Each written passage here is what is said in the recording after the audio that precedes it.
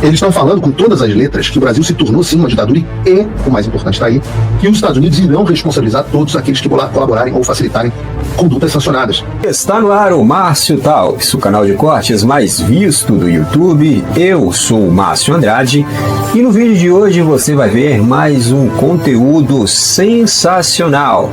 Portanto, se inscreva no canal, deixa o seu comentário, deixa também o seu like. Se liga aí! Obviamente, eu não posso discutir publicamente todas as coisas que eu sei. Mas eu já dei uma palhinha aqui nesse programa para a direção que as coisas vão. Não há mudança de curso a respeito da política externa americana. Não acredite em mim, acredite no Jason Miller, acredite na própria embaixada americana. Não há mudança de curso na política americana. Acredite no Jason Miller.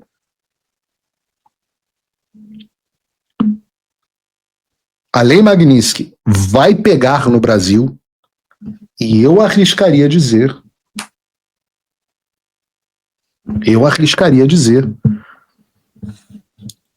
que novos vistos serão caçados e que nós teremos, talvez, mais aí alguns sancionados pela Lei Magnitsky no Brasil em altas esferas do poder. Não vou dar pistas, não vou dizer quem, não posso falar os nomes que eu ouvi sendo discutidos.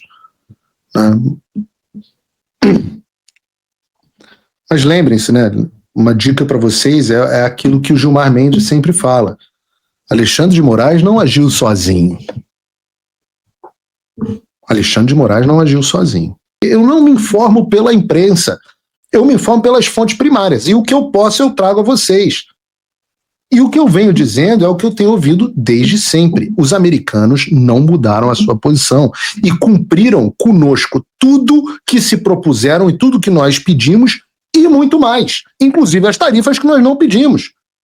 Eles nos deram Lei Magnitsky no Alexandre e na esposa, nos deram as tarifas que nós não pedimos, nós pedimos sanções a autoridades de visto, né? E eles deram todas as que nós pedimos e muitas outras, sancionaram a gente do governo, sancionaram a gente do gabinete do Alexandre, aplicaram a mesma sanção, inclusive a quase todos os ministros do Supremo Tribunal Federal, não aplicaram a quem a gente pediu para não aplicar. E graças a isso, a oposição conseguiu aprovar a urgência da anistia, a gente teve a saída do Supremo Tribunal Federal do Boca de Veludo, a gente teve mudança da postura do Fux e da ida para a segunda turma. Não tivemos a história, né, de que não adiantou nada. Claro que adianta, claro que está... Agora, não aconteceu tudo o que nós gostaríamos. E se o governo Lula não teve sucesso na diplomacia, teve sucesso em enganar a opinião pública, inclusive a classe política, inclusive do nosso lado, de que os americanos não estavam mais cumprindo o que se propuseram a cumprir conosco. Abandonaram o Bolsonaro, abandonaram Paulo Figueiredo e Eduardo Bolsonaro são botados para fora. Agora, Trump veio a conversa com o Trump e o Lula. Trump e o Lula são melhores amigos. Há uma química, há uma petroquímica. E o que os americanos fizeram? Eles não retiraram uma sanção, não emitiram nenhuma declaração favorável ao Brasil, mantiveram tudo idêntico. E, pelo contrário, continuam conversando conosco, nos recebendo, etc., e falando sobre próximas sanções. E o que eu disse aqui no programa há meses atrás? Que a preocupação número 1 com as próximas sanções e eu volto a dizer, eu chamei a atenção para isso aqui no programa. A preocupação era de que não fazia sentido fazer novas sanções Magnitsky até que as sanções aplicadas ao Alexandre, suas empresas e familiares tivessem os efeitos completamente aplicados. E esse é um desafio. Porque se você entrar agora no site do OFAC, você vai ver que as empresas que estão sendo multadas hoje, este ano de 2025, algumas delas começaram as violações em 2018. E não tem a menor condição de esperar 7 anos. para que a gente veja os efeitos das sanções, do descumprimento das sanções. Então, esta é a discussão que está em curso. E vocês vão ver como sempre... Guarda aqui, por favor, esse corte para o Paulo Figueiredo Show, Bruno. Vocês verão nas próximas semanas que haverá avanços a respeito dos efeitos das sanções Magnitsky no Alexandre de Moraes e companhia.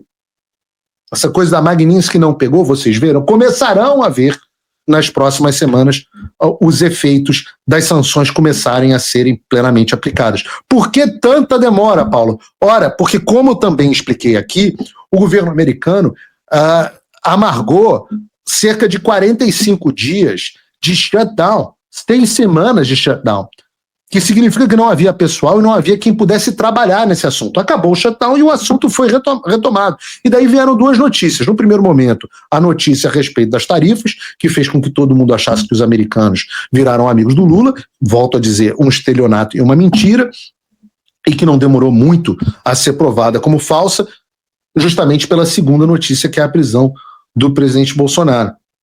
Então tá tendo uma treta aí agora, acho que do Kim Paim com o Rodrigo Constantino, por causa de um comentário do Rodrigo Constantino, que eu não acho totalmente despropositado.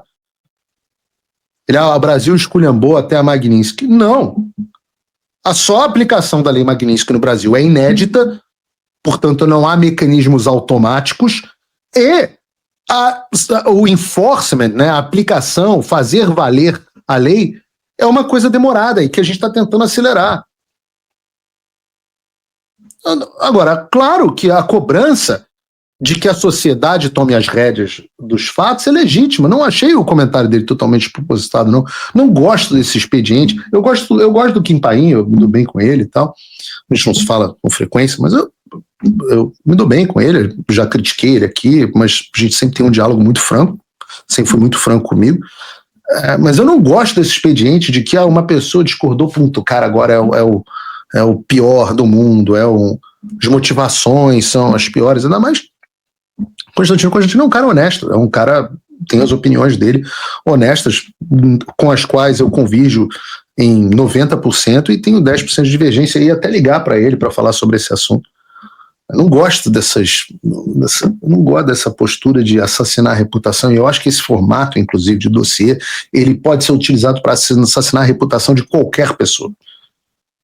E não é nem baseado necessariamente só em fatos, é muita conjectura, é muita ilação, é muita suposição, é muita conexão de pontos que são totalmente soltos. Minha opinião pessoal. Ainda mais um cara como Constantino, um cara que sofreu tanto por esse assunto, cara. O cara pegou uma pedrada, foi um exemplo de superação com o negócio do câncer. Sei lá. Mas eu estava dizendo o seguinte, que quando veio a prisão do Bolsonaro,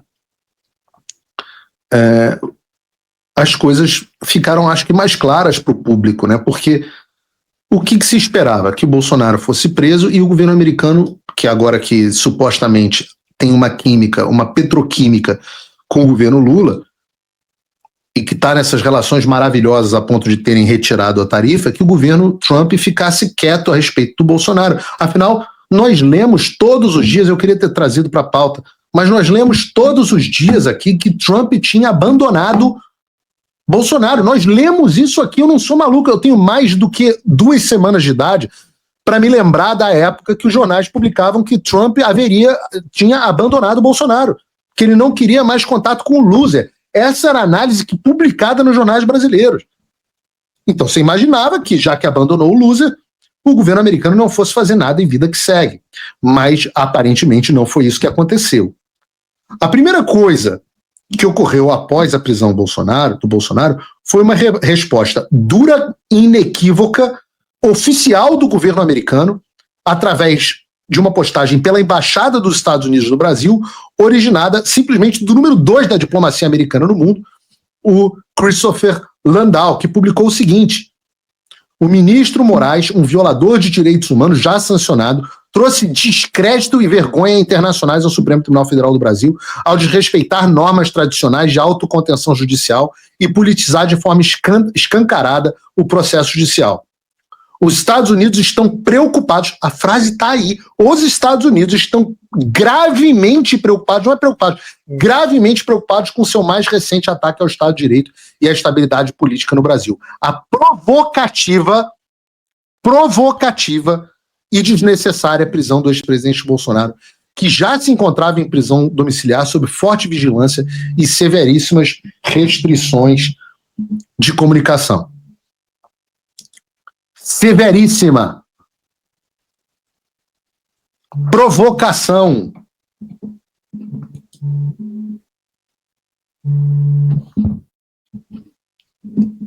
Você não tem nada mais, continua a frase, não há nada mais perigoso para a democracia do que um juiz que desconhece qualquer limite ao seu próprio poder. E esse é o posicionamento oficial do governo americano a respeito da prisão do Bolsonaro. O mesmo governo americano que a gente leu que abandonou o Bolsonaro e que teria uma petroquímica com Lula. Tanto é que, eu volto a dizer, foi reproduzido pelo órgão oficial dos Estados Unidos no Brasil, que é a Embaixada dos Estados Unidos. Mas se não bastasse, a outra resposta veio do nosso já conhecido Jason Miller, que é um dos principais assessores políticos pessoais do presidente Trump, que escreveu o seguinte: para todos que foram enganados ao pensar que a caça às bruxas do Supremo Tribunal Federal do Alexandre de Moraes contra o presidente Jair Bolsonaro era exagero, que Moraes só queria colocar Bolsonaro em uma detenção domiciliar leve e não pretendia enviá-lo para a prisão, espero que estejam apreciando o café da manhã. O ex-líder, aí ele botou aqui, ex-líder do Brasil, Bolsonaro é preso por alegações de plano de fuga. Jason Miller também publicou um outro post, esse mais bem-humorado, com o Valdemort e a legenda: o inverno está chegando. E não dá para botar a música aqui, porque o post no Instagram foi one way or the other, I'm gonna get you, gonna get you. Que significa assim: de um jeito ou de outro eu vou te pegar. Isso é pro Alexandre, botou a foto do Alexandre, deixa esse Valdemort aí rolando aí, Bruno. Essa postagem no Instagram vem com a música de um jeito ou de outro eu vou te pegar. E o Jason Miller, eu espero que a essa altura do campeonato as pessoas entendam, um dos principais assessores políticos de Donald Trump, não é nenhum fanfarrão para ficar fazendo tic-tac. Tudo que foi dito que ia acontecer, de fato, aconteceu. Tudo que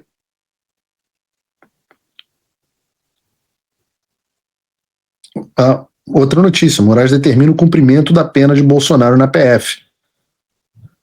A notícia, então, que saiu será de que o presidente Bolsonaro cumprirá a pena, então, na Polícia Federal e não onde deveria cumprir, que é dentro do Exército. O Brasil está passando por um momento muito delicado. As instituições, o Poder Legislativo, o Judiciário, o Executivo, estão completamente perdidos e estão completamente prejudicados, sem credibilidade, e tudo isso por conta de ações de pessoas da alta cúpula desses poderes. Pois bem,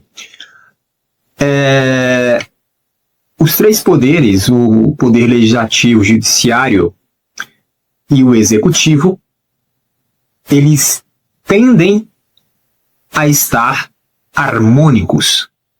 Pelo menos é isso que diz a Constituição, deveria ser harmônicos, né? Deveria ter um equilíbrio entre os três poderes, cada um fiscalizando o outro, né? Na questão dos freios e contrapesos. A própria Constituição diz isso, porém, na prática não é assim que funciona. O que a gente vê hoje no Brasil é justamente um poder sobressaindo sobre o outro. Então, o que acontece? Isso necessariamente vai refletir lá na ponta, ou seja, no indivíduo, no povo, na sociedade. Tá?